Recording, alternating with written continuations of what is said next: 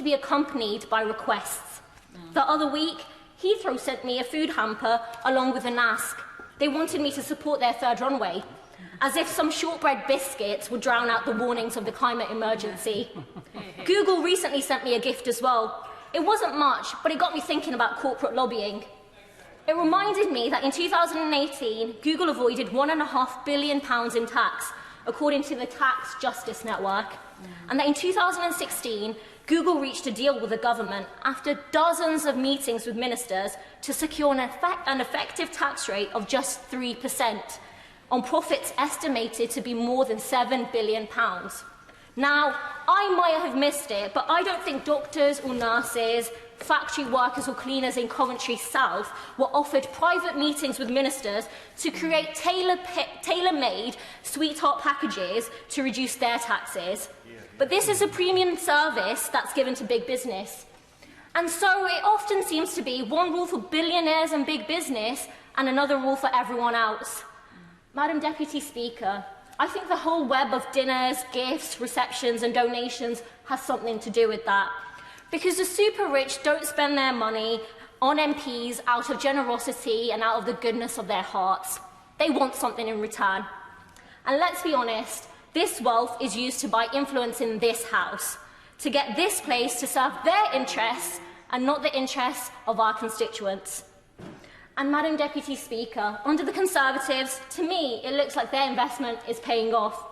Because by the end of this Parliament, the government is on course to have handed out almost £100 billion in tax breaks and corporate giveaways. Corporate taxation has been slashed to one of the lowest rates in the world. An estimated £90 billion of tax is still being dodged every year. And maybe it's me, maybe I'm being cynical and a bit jaded beyond my years. So when the Minister gets up and says that his government will tackle tax avoidance, I'm sorry, but I'm going to find that difficult to believe.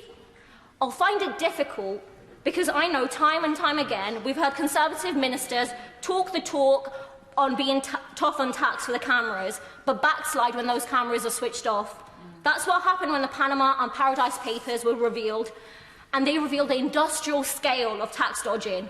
And when he talks tough, I'll find it difficult to believe him because I know that the super rich donors who fund his party are also exploiting tax loopholes. And I know that they expect a return on their investment too. I'll find it difficult to believe him because I know the billionaire press barons who often act as the propaganda wing of the Conservative Party are in on it too. The owner of the Daily Mail has profited from being a non-dom, an exclusive status that lets the ultra-wealthy reside in the UK but pay no tax on offshore income and investments. The owner of The Telegraph, reportedly based in Monaco and the Channel Islands.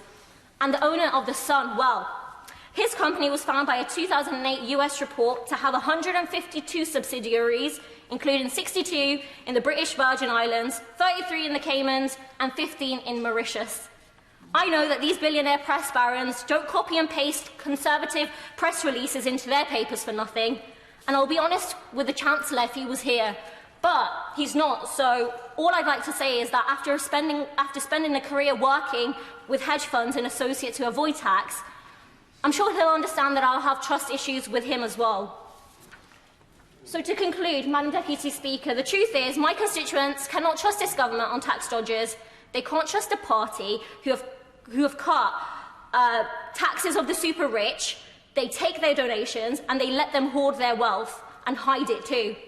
And the British public can't trust a party who have slashed the services they rely on, only to blame the NHS waiting list on overcrowded classrooms on migrants. Well, I say to that, it's not migrants who rob the public purse of billions of pounds. It's not migrants who buy influence and subvert democracy. Yeah. And it's not migrants who let hospitals crumble and schools fall into ruin. It's the tax dodgers and it's the billionaire press barons. And it's a Tory government that serves the interests of the 1% and not British people. Thank you. Yeah.